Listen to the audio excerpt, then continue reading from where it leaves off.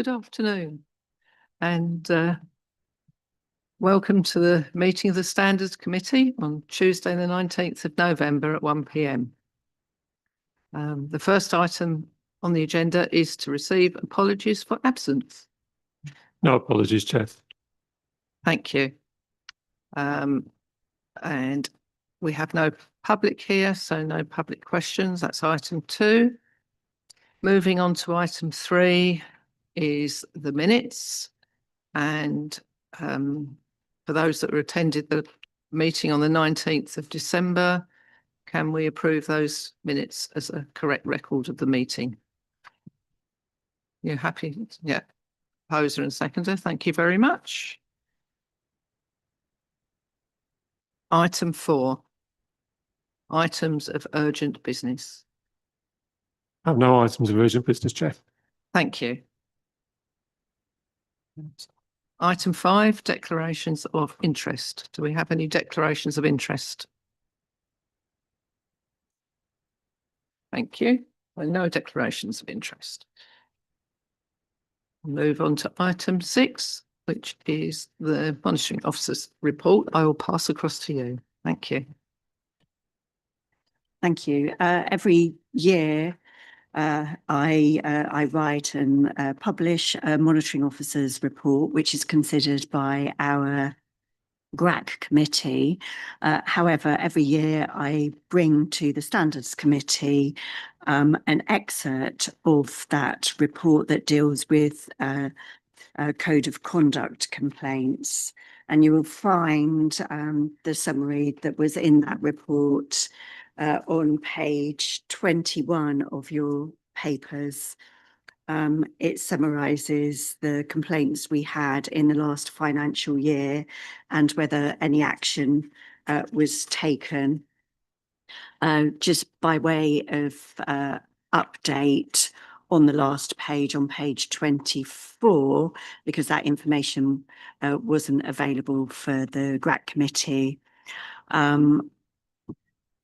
Complaint in January 2025 24811. There was no further action with that. It was considered outside jurisdiction. The same month, complaint 24861. That was also no further action outside jurisdiction. And the last matter on the list, 25114. Both members, no further action, but there were some words of advice within the assessment notice. I'm happy to take any questions if there's anything arising from that information.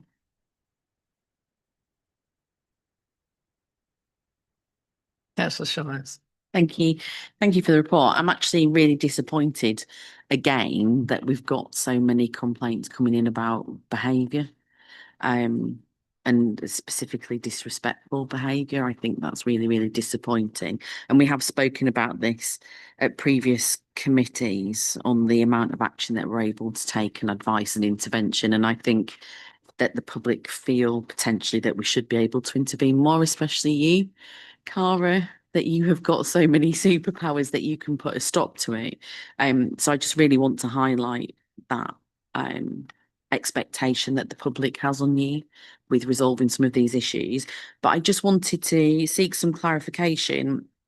In the report, there 25477 and 24950. There's a note there that says matter stayed. Can you explain that, please? So I found 24577 on page 23. That was a situation where, as we were getting towards the end of the process, the members left the council, and so I decided to stay the matter in case it was leaving the council and then coming straight back on. My recollection is that a letter was sent saying that the matter would be stayed for a particular period of time. Thank you. So that's that it'll be paused, I guess, until for a certain amount of time. Okay, thank you. That's really helpful, and I think highlighting your reasons for doing that is really beneficial. I think the thing that we raised at the last time we looked at this was the cost of these matters, and we weren't able to have a per complaint cost. Have we got a estimation of how much this poor behaviour or the reports of poor behaviour does actually cost the taxpayer in this? I haven't got the figures here, but if something goes all the way to a standards hearing, it's into the thousands, 4,000 plus by the time everyone involved is dealing with it, and a really complex one can be a lot more than that.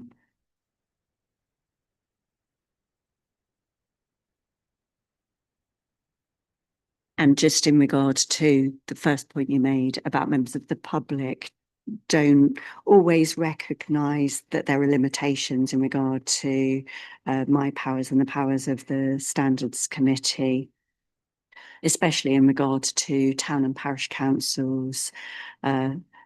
This has been an issue for some time, and one of the items on our agenda is the outcome of the consultation that we sent our responses in earlier this year, so I can address that a bit further later on. Thank you. Any further questions? Thank you. In which case I will move on to item 7, which is dispensations, and back to our monitoring officer. Thank you. Under the Localism Act and in our constitution, there's the opportunity to apply for a dispensation in regard to interest to enable a member to participate and vote when they otherwise wouldn't be able to because of their disclosable pecuniary interest. There have been 2 applications this time in regards to local government reorganisation. The Standards Committee previously authorised myself in consultation with the Standards Committee to grant dispensations where appropriate, but I bring them to yourselves for information at the end when they've been granted. Thank you. Then item 8, we're back to Code of Conduct again, Code of Conduct complaints, and back to you, Cara, Monitoring Officer. Thank you. What you have on page 29, I think there was a previous standards committee in the diary that was postponed until today, and since that time we have had a further complaint. So my list shows a running tally of 7 at the present time, and the further ones are disrespectful behaviour, bringing the council into disrepute, a bullying allegation, and one that hasn't been assessed at the early stages yet, so I'm not sure.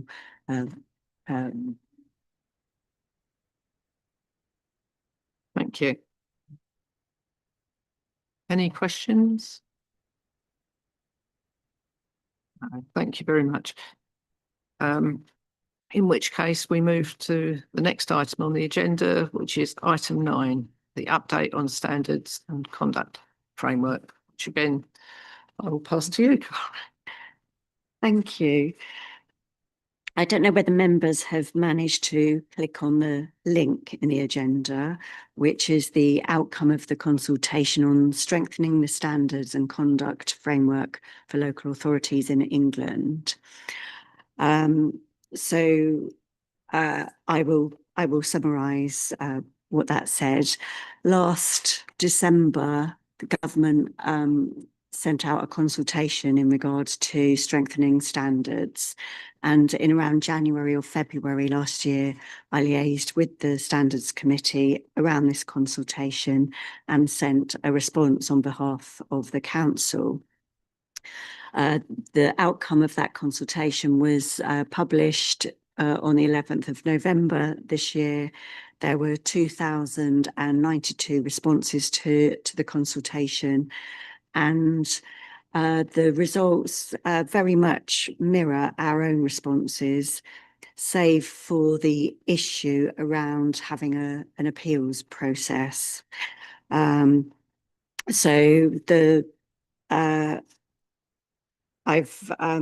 had a look at the outcome, and the government have stated their intention to legislate to give a right of review for both complainants and subject members, and are looking also to support those parties throughout the Code of Conduct complaints process.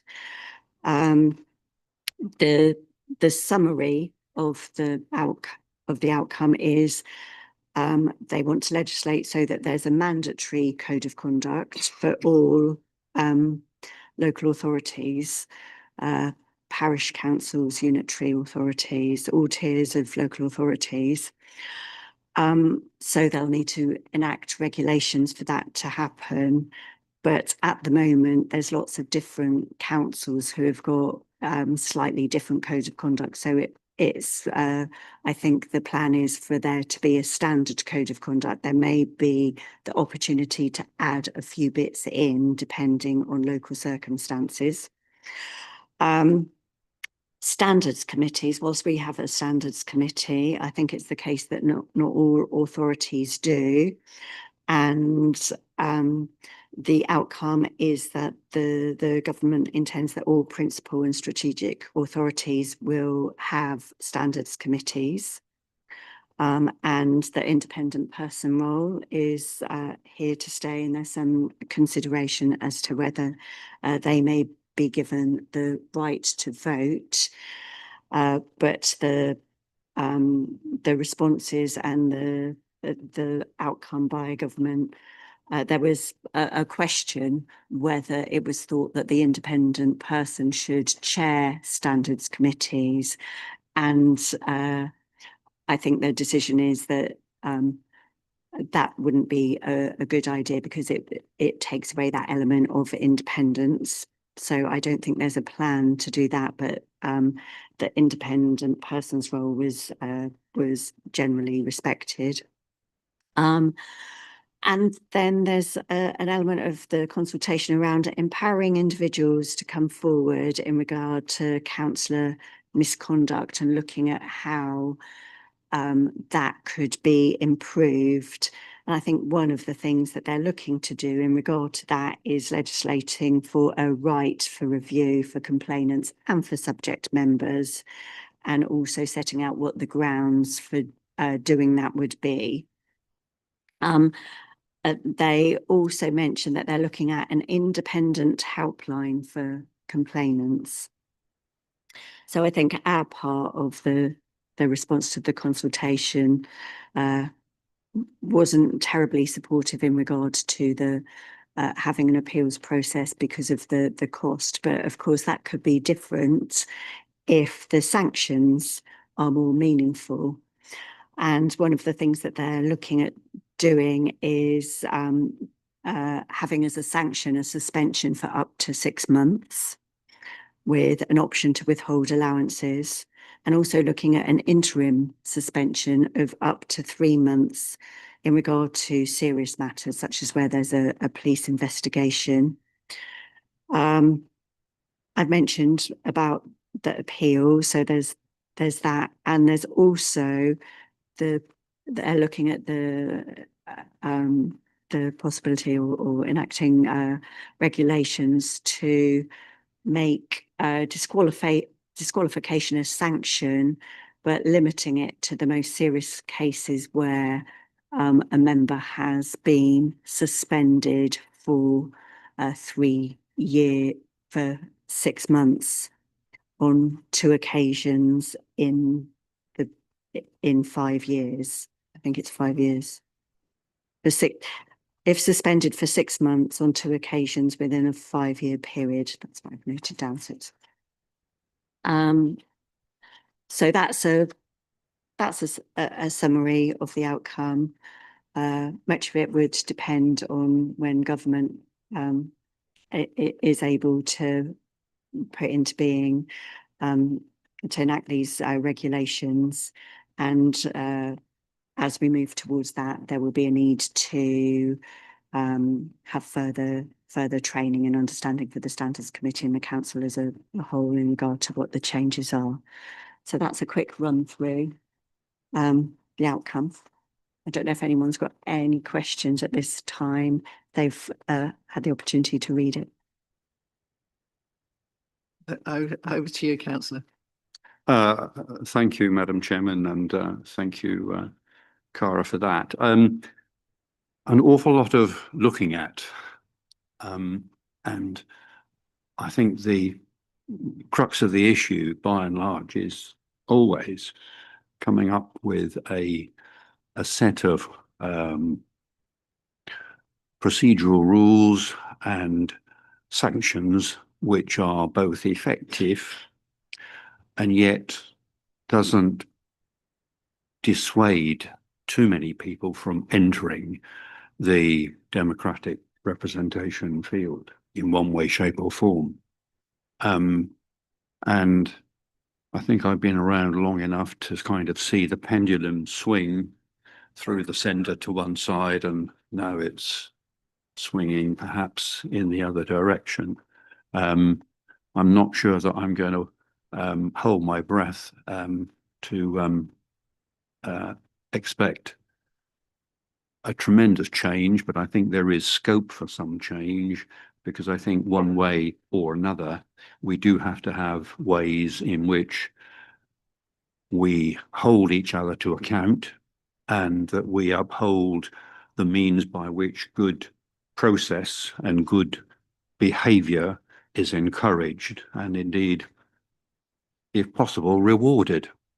Because undoubtedly a lot of time is spent on matters which probably ought not to have happened at all, or if they did happen, ought to have been resolved while the topic was hot, if you like. The quicker they get resolved, the better. Usually the better it is. But there are always going to be those which are going to be of a vexatious nature, and there are going to be those which are going to be of a very much more serious nature. So there has to be a toolkit there and a range of sanctions that are appropriate. But I think this is part of that very difficult balance that has to be struck, both in having a system in place and then committees of this kind, and being able to properly assess and apply sanctions proportionately. And I don't think we're ever going to get it to a precise point, but I hope indeed that those steps that you've outlined do actually come to fruition in one way, shape or form. But it's an awful lot of looking at. Thank you.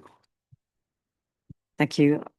I think the purpose and the outcome is this attempt to strengthen the regime, to give more support for both the complainants and the subject members. And going back to Councillor Shire's concerns when we were speaking about an item on the agenda earlier, to build that confidence again in local government and standards of behaviour, and that it will be dealt with appropriately, because as came out, I think, in the consultation outcome, there were some concerns that the sanctions just didn't really work appropriately.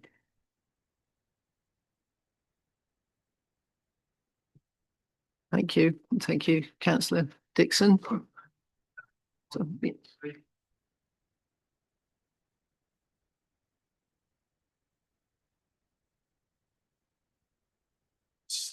Well, that one, is that better? Sorry. I'm the independent advisor. And I just have an observation that strikes me quite as it would do to all of you. Summary of all the cases, at least half involve rude, inappropriate language. And of the 3 cases that went to the full day's hearing, costs of a few £1,000, they didn't deny using the F word. The F word cropped up in all these 3 cases, but they seemed to think it was justified in those particular circumstances. And therefore it struck me that perhaps some training needs to go to every elected person on language and the F word in particular, that it is never appropriate. Even, and one tried to argue it's more appropriate to use the F word against another elected official than it would be against a member of the public. And we had 2 cases involving both those elements. And it might well be, and then if you find yourself losing your temper or can happen, or getting irritated, the training advice could be that, and you use vile language or inappropriate language, apologise immediately for using the language, and don't get bogged down in the issue that you're swearing about. That might help kill a lot, or hopefully lead to a lot more apologies fairly soon after the language is uttered, that irrespective of who it's uttered to. And you might nip some of these cases in the bud if people are aware that it isn't appropriate.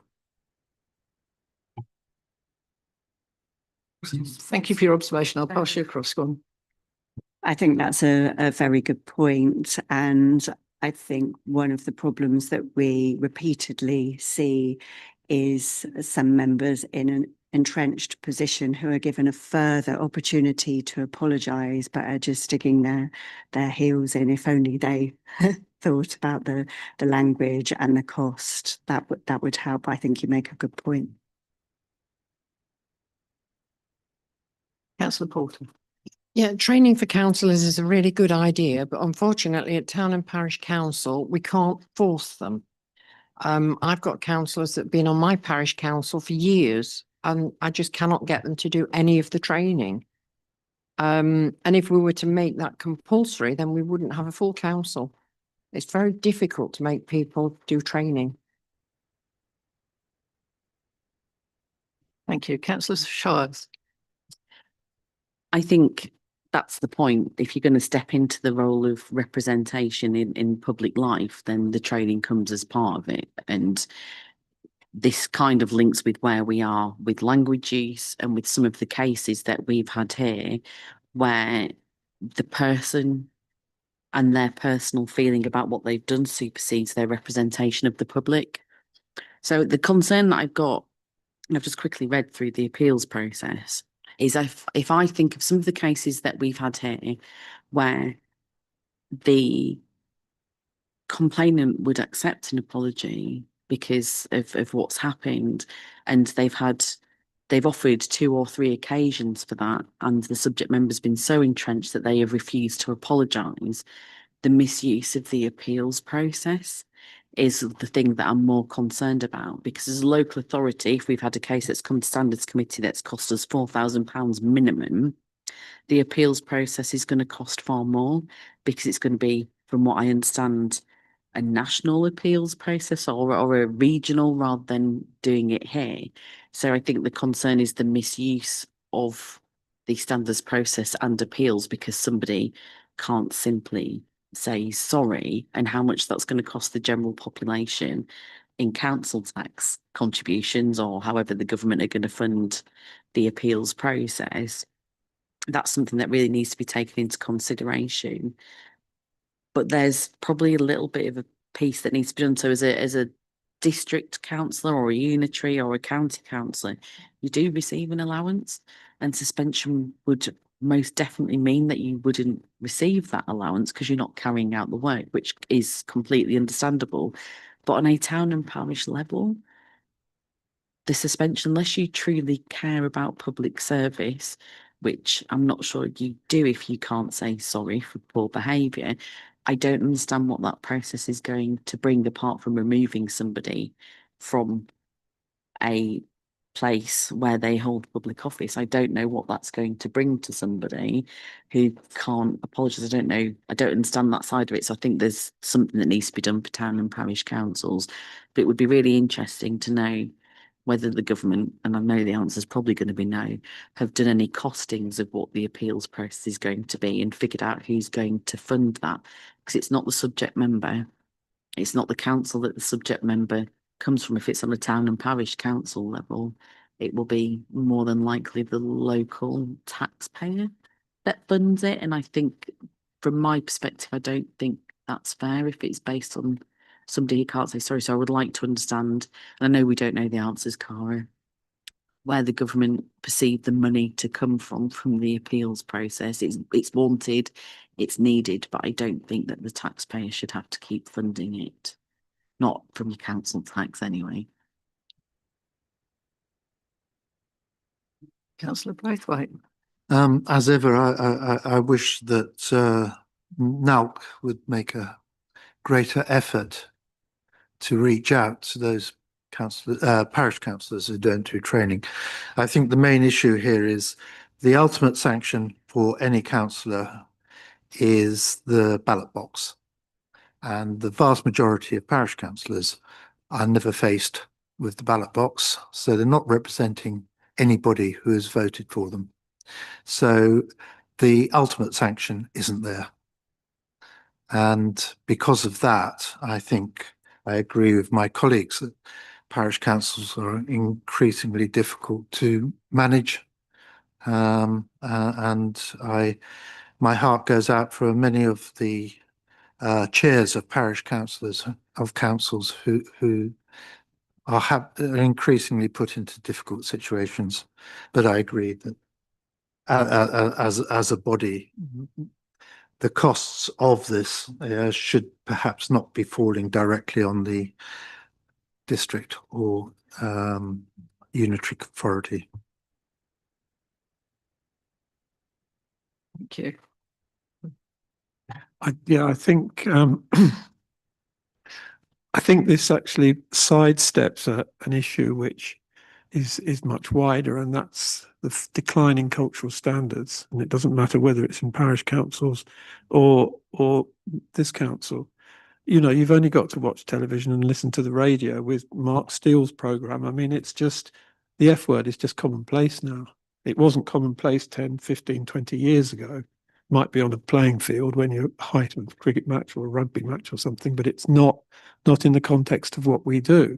So it's all very well looking at standards, and I accept everything you say, but the point is there is a gradual, well, it's not a gradual cultural decline, it's a rapid cultural decline.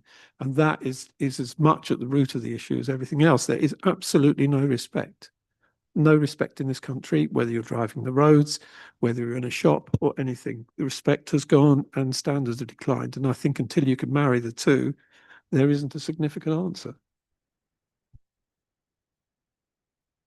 I think the agenda item and all that I could do was respond on the questions to the consultation.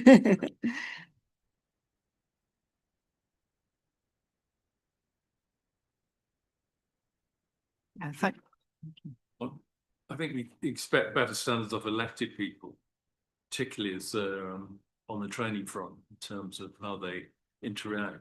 And I totally agree with your point. People are getting more aggressive about their entrenched positions and getting more abusive sometimes about it, a lot more abusive. But I do think that you have that culture exactly as you said, of they're elected, bottom line. And there's a certain expectation about the way they behave, and in particular, the way they interact, both with them amongst themselves and in particular members of the public. Did you want to come back? No, I think I would only agree. Obviously, the cost of elections, if we enforced elections in parish councils, that would be a greater cost to us as a council than enforcing or dealing with bad behaviour. But obviously, yes, I mean, there's a breakdown in the social balance somewhere along the line, probably due to modern pressures coming from the internet and the ether. But what can we do about that? Very little here, but just to moan about it. But thank you. Well, thank you everyone for your comments. It is quite a difficult topic, and we don't have the teeth to be able to deal with many of the issues of poor behaviour. As Councillor Braithwaite said, the majority of people on the town and parish councils aren't elected, so it is very difficult to enforce anything on them. As we know, they can, you know, go awry very quickly. In an ideal world, that wouldn't happen, but I can understand the need for trying to improve the system we've got, but I'm not 100% certain that the improvements will make a lot of difference if you have people with extremely entrenched views, of course, as we had the likes of which we have come across over a period of time. So thank you for your comments on that item.